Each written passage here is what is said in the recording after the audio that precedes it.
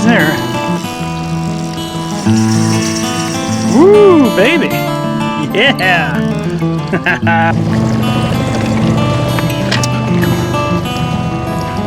Oh boy, oh boy.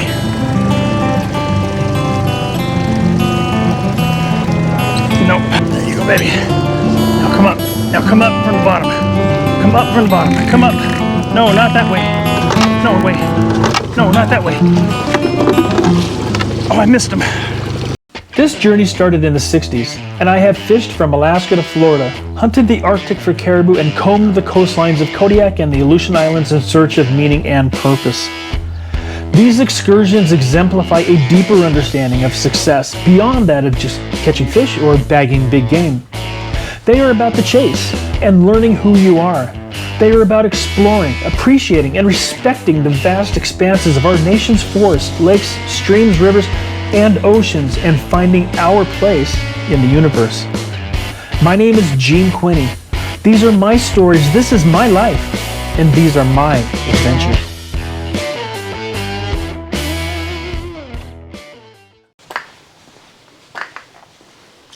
Welcome back to another episode of Northwest Fishing Fanatics River Fishing with Gene. That's me, your humble host. I'm down here on the Cowlitz River, and I have to make a couple of changes before I can launch the boat. I want to take off my mower deck, put on the box blade, because I can use that as an emergency brake. We don't want my tractor down in the river like what happened last year. I think it was last year. Oh man, I got a major problem here. I forgot to set my emergency brake, and I come back upriver and my tractor is in the water. Anyway, check out that video. Then I need to put on my boat launching mechanism. I fabricated that so I can launch the boat with the tractor. So I'm gonna get that stuff done, then I'm gonna get the boat in the water, and we are gonna run up the river to the barrier dam, and we're gonna take a look at what they are doing to totally screw up this year's run. So stick with me.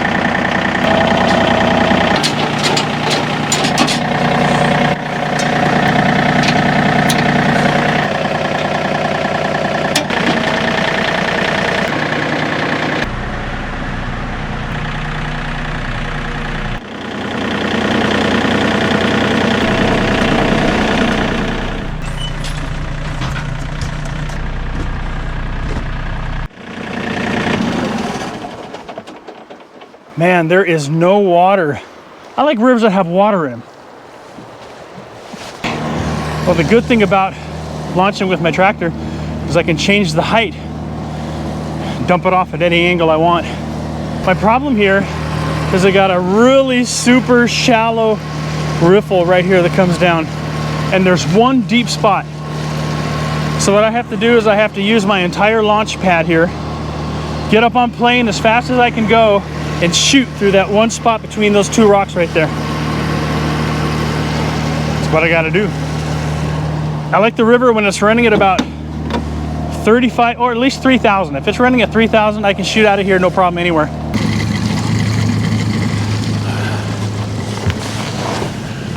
While these motors are warming up, let me show you what I've got planned. I've only got a couple hours to fish. And I told you about the slot that I need to shoot up through. I'm a little nervous about that. I got to be honest with you. I mean, I've run this river for probably 45 years as an adult, and every time it's this low, I still get a little nervous because you know how rivers change, and this thing changes too. Not as much as other more soft sanded or silt rivers, but this one, you know, with the boulder still changes. But let me show you what I've got going on here. I've got 2 bobber Doggin rods set up. The reason I use 2 or more is simply because if I break off, then I can easily just grab another rod and continue the drift without having to stop. So that's the main reason. And number 2 is I like using the bobber Doggin rod, and I like bobber Doggin simply because I don't lose a lot of gear. Sometimes I can fish all day long and not lose any gear. So what I've got is just a, you know, it's like an 8.5 foot rod, nothing fancy. Spinning rod is what I like to use for the bobber Doggin setup. And I've got a top shot on here, about a 15-foot top shot, tied with a double uni knot. It's 15-pound test. And then it comes down here to your regular bobber stop, and your setup of your bobber Doggin float. So I'm not going to go over how to do that now, but check out one of my other videos. I have a video on how to set up my bobber Doggin rod. And then I've got a small weight here, 3-way swivel, and a dropper snap ring, to a 12-pound test leader, and a small hook that I'll put some eggs on it. This one has a, look at that's got on there. You know what that is. But I'm going to put some eggs on this one too.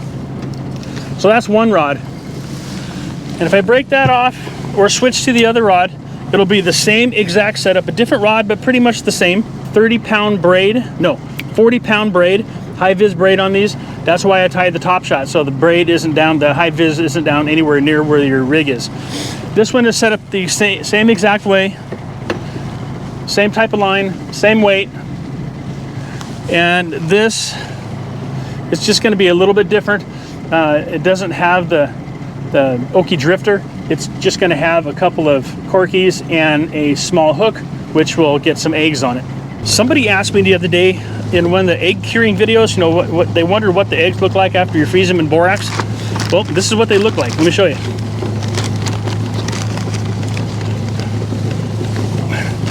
That one is a whole skein. First we'll cut it in half.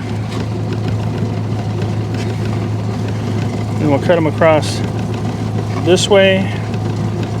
Since I'm fishing for coho, I'm going to make these a little bit larger. I would cut these, I would make these half the size if I was fishing for steelhead. So I've got 1, 2, 3, 4, 5, 6, 7. These are a year old, but they will fish. Okay, let's try to get out of here. I got to back up all the way to the end of my launching pad. Oh, there's not enough water. There's not enough water. Oh, I hope I don't bang bottom. I hope I don't bang bottom. Okay. There's a gravel bar right here, and I can't be outside of it. This is tricky. Okay, wish me luck.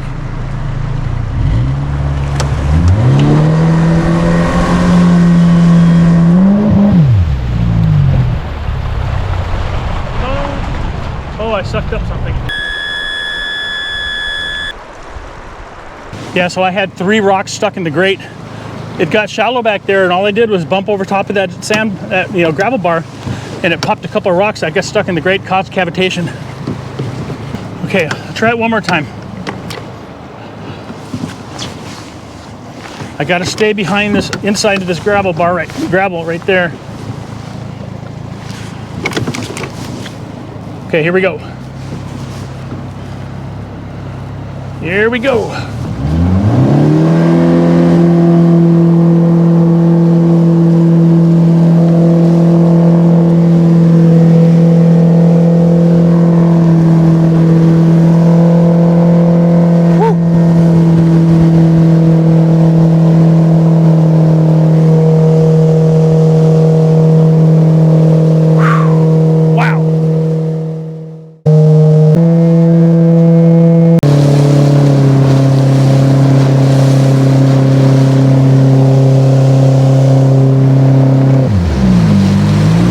See all the mud and everything that washes off that gravel.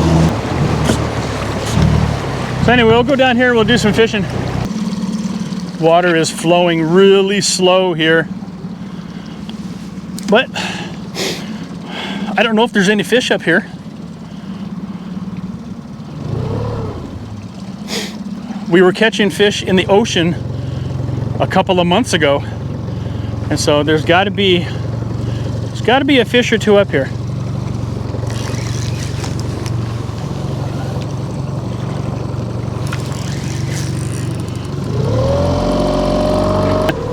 Someone else's line.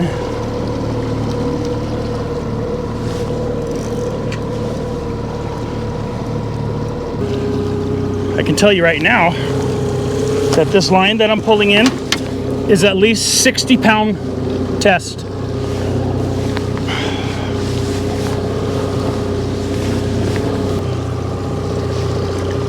Okay, try that again.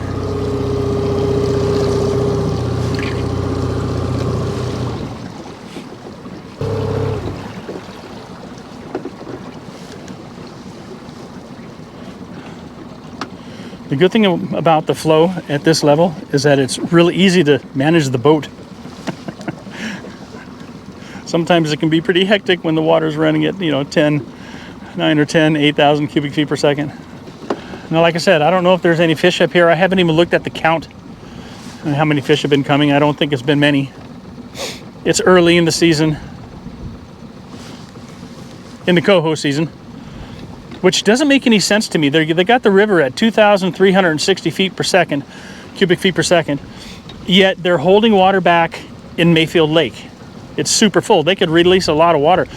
And why did they wait so long, to start this project here? Because I was up here just a few weeks ago, and they hadn't started dumping that gravel there, which doesn't make any sense to me.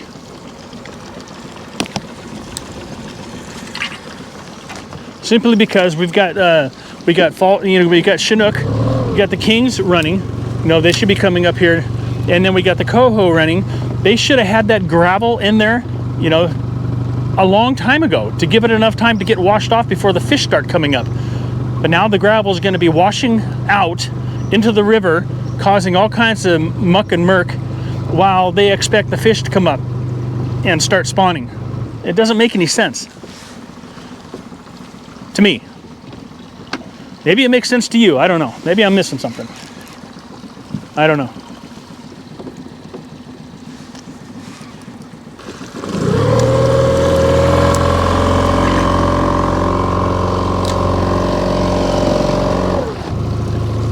I will put a new egg on there. Let's put a new egg on there. Oh yeah.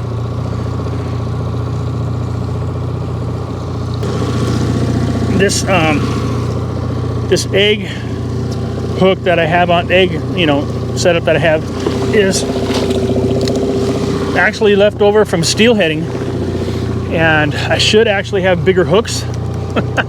I should have bigger hooks on this for these Coho.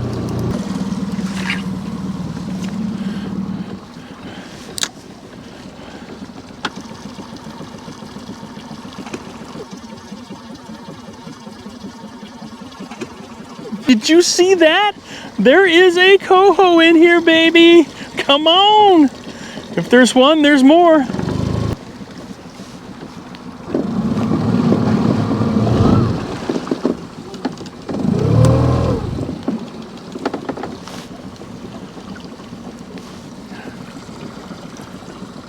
We just need a fish to see those. We know a fish is here. There's at least one fish here.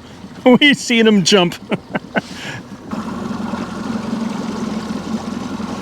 Another good thing about the water being at this level, it's nice and calm, and relaxing.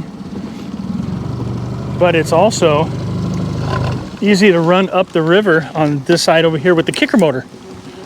Don't have to fire up the big motor. That's more like it.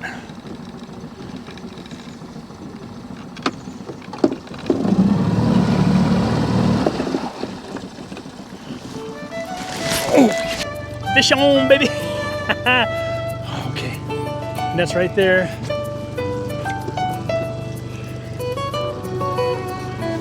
my drag's not too tight.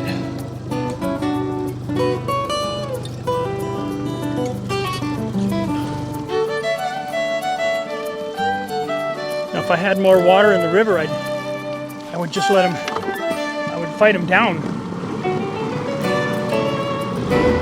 There's a lot of shallow up there, so I want to keep him up here where there's some water. Last thing I want to do is try to fight this fish in the shallow water with my motor prop, you know, banging on the. Oh yeah, oh yeah, oh yeah.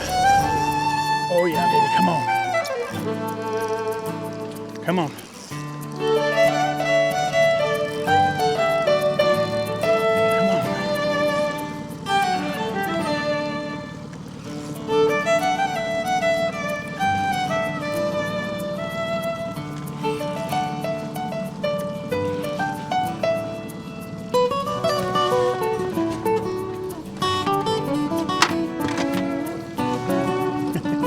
I'm gonna jinx myself with getting the net out too soon.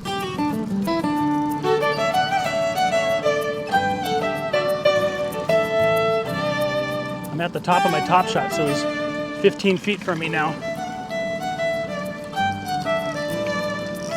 Oh, there he is. Seen him. Seen him.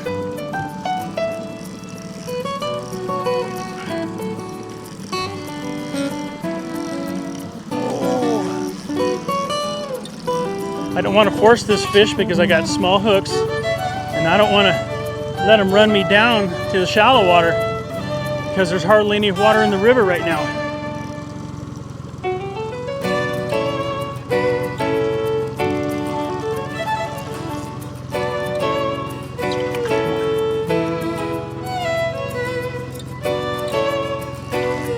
Okay, might be able to get close to a net. To a net. I see him down there. I see him. I see him. Come on. Nope, he doesn't want to come up. Does not want to come up.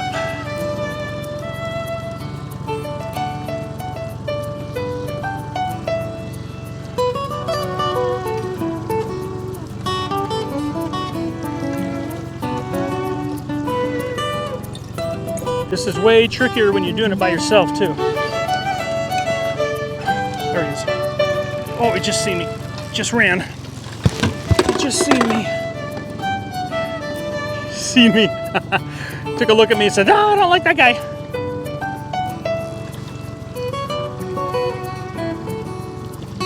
Okay. Give myself some room to raise. Come on. Come on, baby. Up, up, up, up, up. Oh, jeez. Ever mentioned that this is a little tricky doing it by yourself?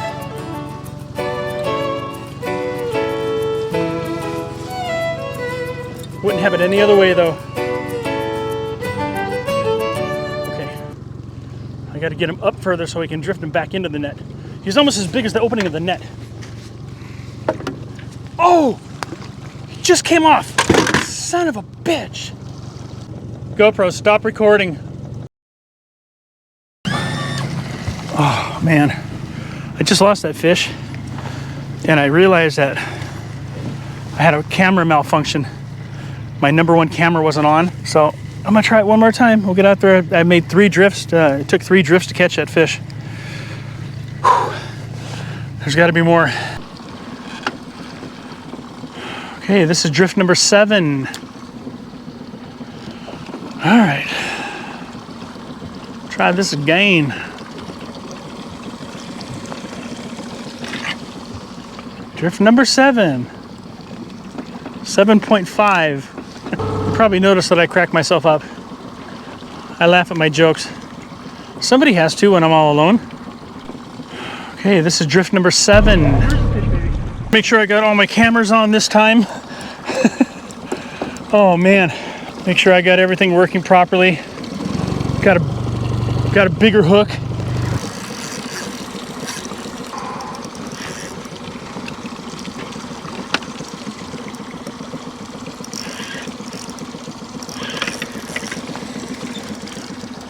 Well, is there. Woo, baby. Yeah. Come on.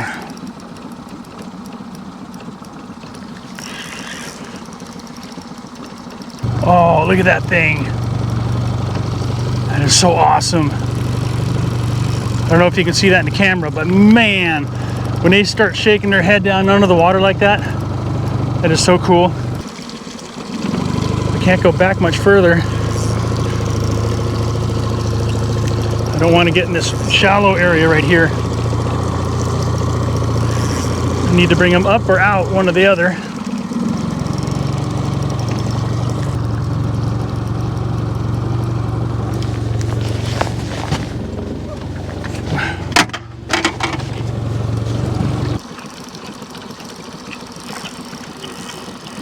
Normally I would let the boat drift with the fish and we'd scoop them up, but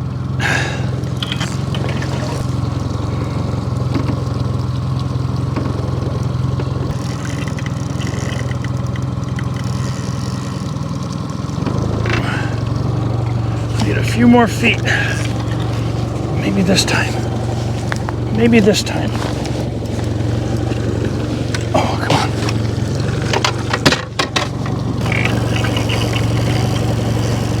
Oh, shoot.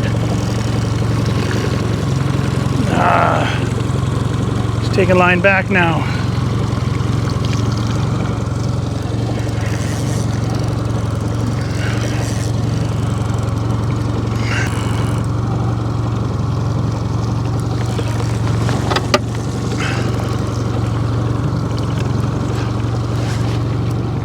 Come on. Come on. Come on. No, no, shit. He doesn't want to cooperate with me.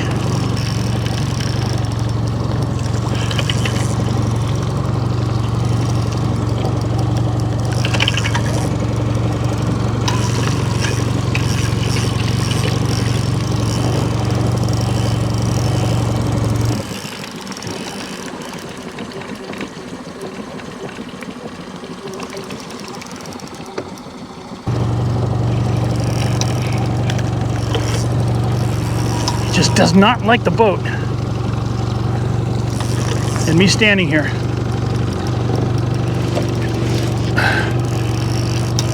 Boy, I'll tell you.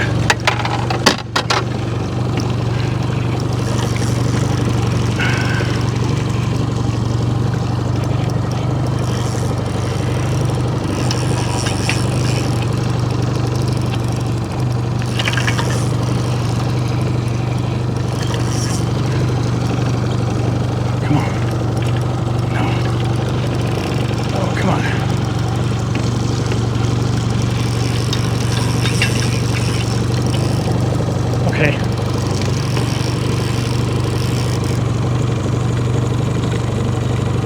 I'm fighting the river is what I'm doing. I don't like it.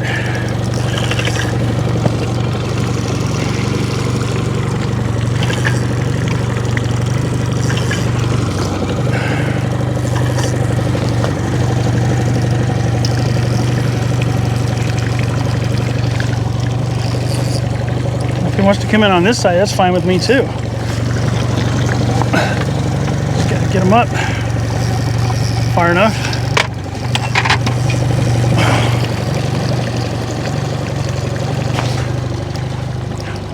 Oh boy, oh boy.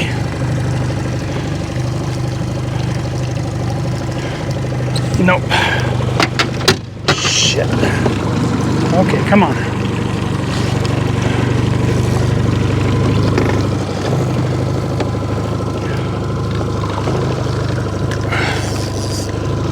There you go, come on. Oh, now I'm hung up.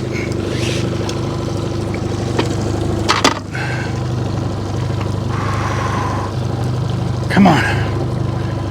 There you go. There you go, baby.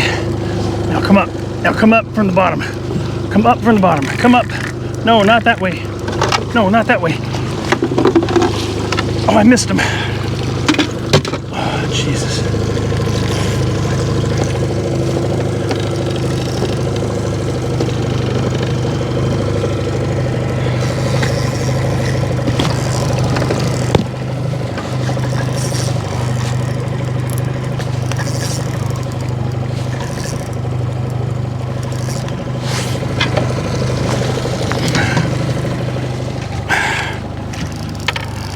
Come on. Come on. No, no, no, no, no. My goodness. Come on. Come on. Oh, no. Turn. Turn into the net. There you go. Oh, man. That is a massive king. And he was hooked good.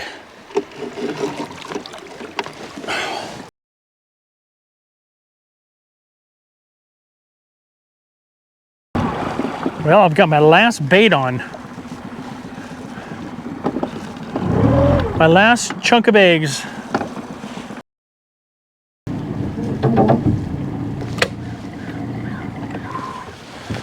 All right, wow.